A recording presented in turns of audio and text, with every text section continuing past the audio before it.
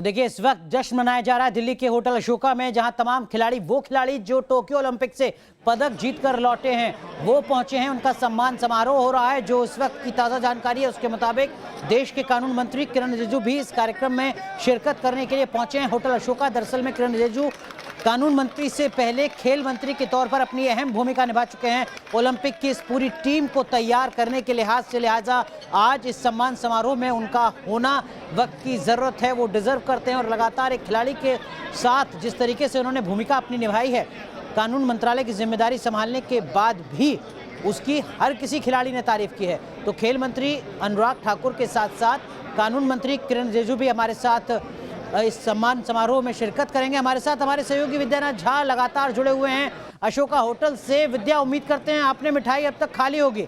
ज़रा इन तमाम बच्चों से पूछिए जो इस वक्त आपके साथ मौजूद हैं, इनमें से भी क्या कोई खुद तैयारी कर रहा है आने वाले वक्त में जो ओलंपिक में नजर आए? उतर रहा हूँ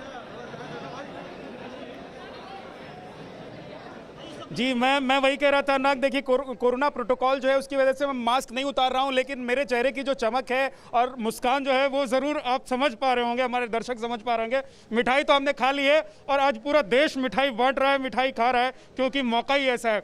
अब देखिए मेरे साथ मेरे तमाम सहयोगी इस वक्त यहाँ पर पहुँच गए हैं। राहुल डवास हैं, मोहित हैं, अरविंद हैं, हमारे साथ दामनी हैं। ये तमाम वो सहयोगी हैं जो एयरपोर्ट से यहाँ तक आए हैं और इन्होंने उस काफिले को, उस जोश को, उस उत्साह को देखा है जो खिलाड़ियों के साथ, पहलवानों के साथ यहां तक पहुंचा है। राहुल, सबसे पहले जरा दर्शकों को बताइए कि वो जोश, वो उत्साह कैसे आज लोगों ने दिखाया इन खिलाड़ियों के लिए। निश्चित रूप से, क्योंकि जो उत्साह था उसकी कोई उपमा नहीं की जा सकती। कई बार ऐसा होता है खबरें बनती है, खबरें बदल जाती है, लेकिन आज जो बने हैं वो आदर्श बने हैं। जिस तरह से मिल्खा सिंह को कहते थे कि तेज दौड़ रहा है, मिल्खा सिंह बनेगा क्या, अब इस तरह से नीरज चोपड़ा को कहा जाएगा। जिस तरह से उड़न पड़ी कहा, भाला फेंक रहा है नीरज चोपड़ा बनेगा क्या, ऐसा कहते लोग? निश्चित रूप से। और वो पानीपत से, और पानीपत के लिए जब मैं पानीपत में मौजूद था मैंने कहा भी था कि किसी शहर में पेड़ा होगा, किसी में पेठा होगा। ये पानीपत है जो 3 जंग जीत चुका है और जंग पानीपत के खून में है। युद्ध वो जीतता है जो भाला फेंकता और भाला गाड़ दिया, निश्चित तौर से गाड़ दिया। मोहित, जरा आप बताइए, आपने क्या देखा, आपने क्या महसूस किया? विद्या माफ कीजिएगा, आपको रोक रहा हूं। मोहित राज दुबे का एक बार फिर रुक कीजिएगा,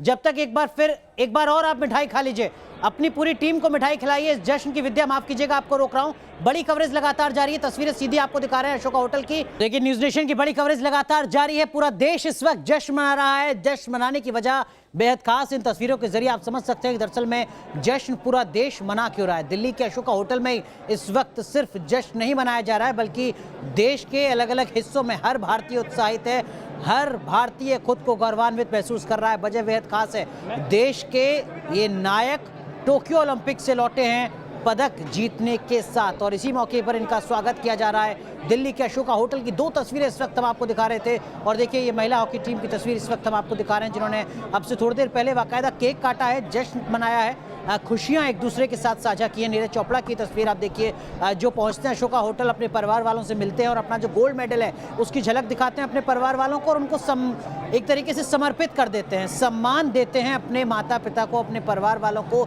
और हर खिलाड़ी जो लौटा है इस वक्त टोक्यो ओलंपिक से, वो इसी तरीके से अपने परिवार वालों का सम्मान बढ़ाने की कोशिश कर रहा है, उनको पदक समर्पित कर रहा है, पूरे देश को एक तरीके से गौरवान्वित कर रहा है। बड़ी कवरेज लगातार जारी है, हर तस्वीर आप तक पहुंचाएंगे अशोक होटल के सम्मान समारोह के। एक छोटा सा ब्रेक, तुरंत हाजिर होते हैं।